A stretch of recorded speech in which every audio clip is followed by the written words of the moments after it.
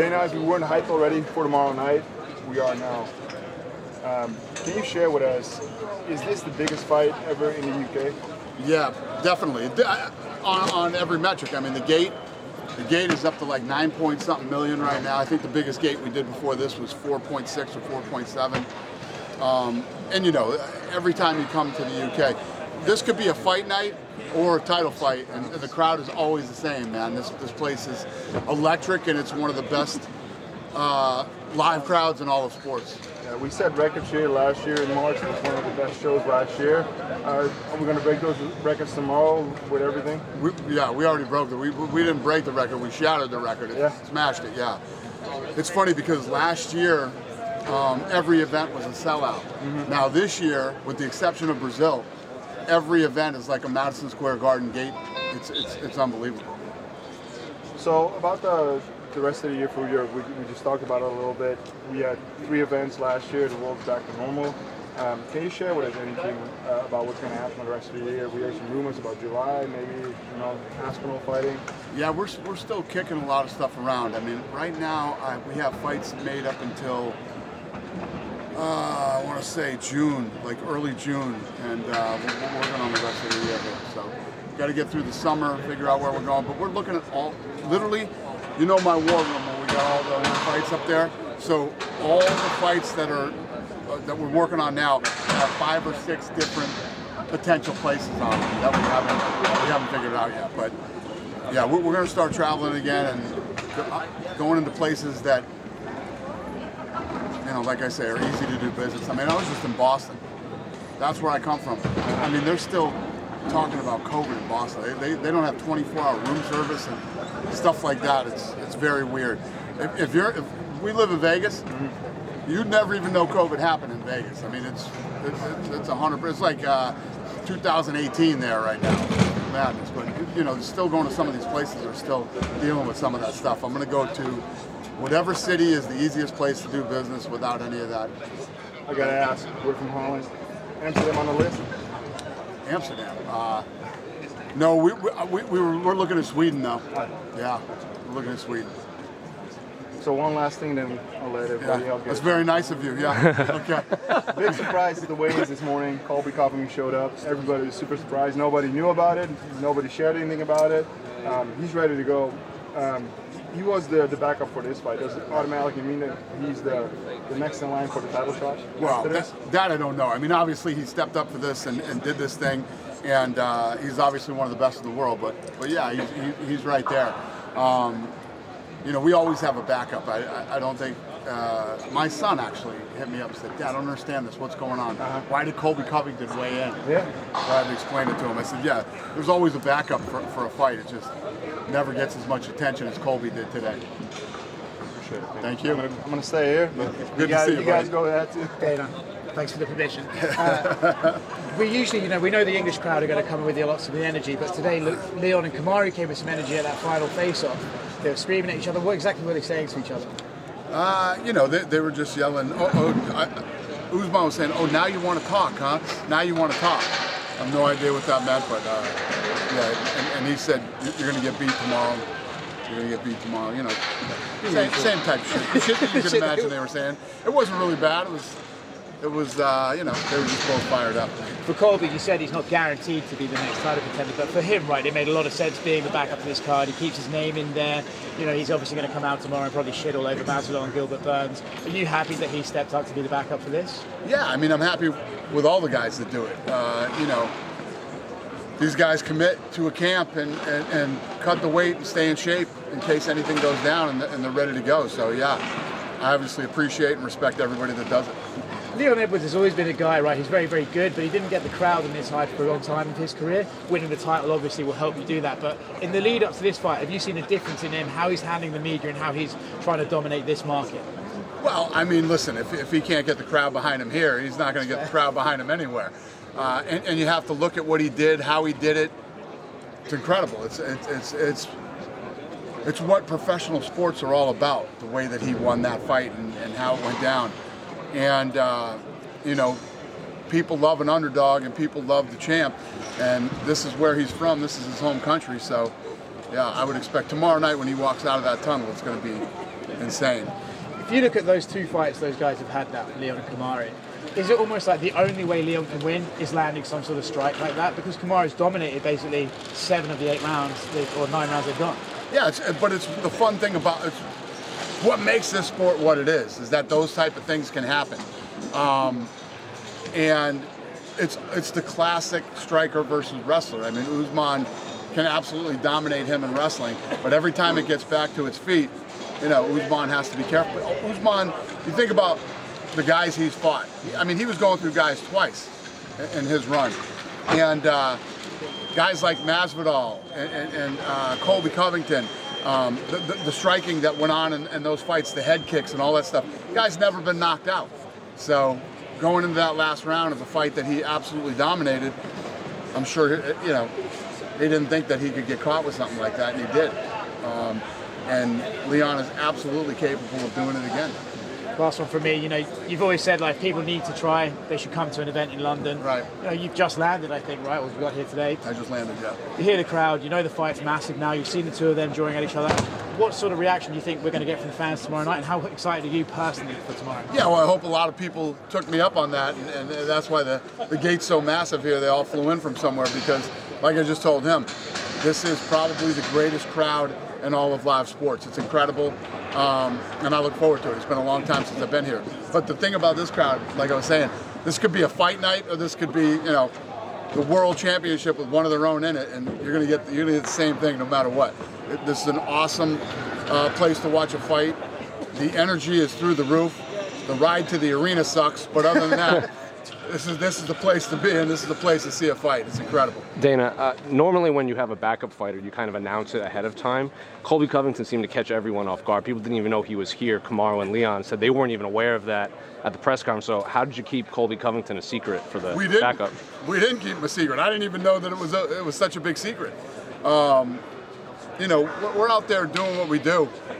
I'm not really aware of what you guys know and what you don't know until, it happens. So it wasn't anything that was being kept a secret. We have a backup for every fight. It's just never a big deal. Nobody ever really asks, well, who's the backup for this fight? And it's not anything that we really promote.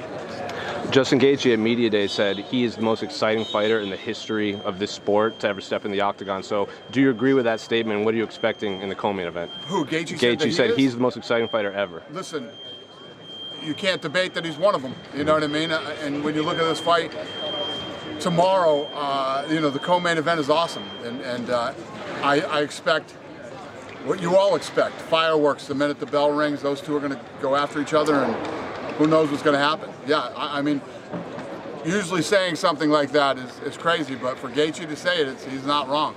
I don't know if he's the most exciting, but he's definitely one of them.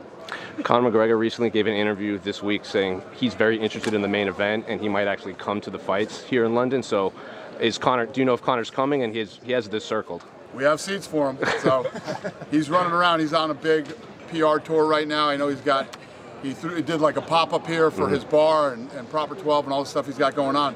But yeah, we have seats for him if and when he shows. Unrelated to this event, Jon Jones and Stipe are tweeting at each other about July. Is that an official date? What are they saying? Jon seemed to say that Stipe was backing out of July. Stipe responded with "see you in July" and then posted a video of him hitting mitts. Yeah. Well, I don't know. We'll see. A lot of stuff goes on publicly that isn't necessarily the case behind the scenes, but yeah, I hope so. Because if they're tweeting July, you know what that means. So that'd be good. Is Stipe trying to get out of July? No. Listen, Stipe's never tried to get out of anything ever. This guy is looked at as the greatest or one of the greatest heavyweights of all time. And, I don't think Stipe is trying to get out. The thing you have to understand for some of these guys when they get to the level of a Jones, a McGregor, a Stipe's done it all. He's made tons of money. Plus he has a job in Ohio. He's got babies. These guys have stuff going on. So it's never a matter of, he's trying to get out of something. Stipe's been fighting his whole life. Who's he trying to hide from? You know what I mean? Doesn't even make sense. Plus, this will be if not the biggest, one of the biggest fights of his life. So. Last one for me. Power Slap just wrapped up. How reflections on the season as a whole, and would you change anything production-wise for next season? No, it was incredible. I mean, you ask anybody that was at that place live, it was one of the fucking craziest nights ever. It was awesome. And, you know, I would literally have had meetings already. I just landed. We've had meetings for season 2. You know, we're working on season 2. We have a 2-year deal for 2 more seasons of Slap and 8 live fights over the next 2 years. So the next one's going to be fun. It's going to be in Abu Dhabi. And the thing with Abu Dhabi is, you know, it's hard to get people in the United States right now. In Abu Dhabi, we can get everybody in. We can get Russians, we can get people from Poland, South Africa, Australia, Eastern Europe. So we're looking for all the best guys in the world to come to Fight Island, Abu Dhabi to compete in season 2. And then whoever wins in season 2 will fight the guys from season 1. Dana, can we know more about the UFC Paris, maybe in September? Can you confirm it or no? I don't know, yeah. Like I just told him, we're trying to figure out what's next, where we're going, and we have multiple places that we're looking at for each event. Like literally when it says June 6th, right? There's 5 different places up there that we could go. So we're just trying to figure it out. And about, we saw Thomas Final was here.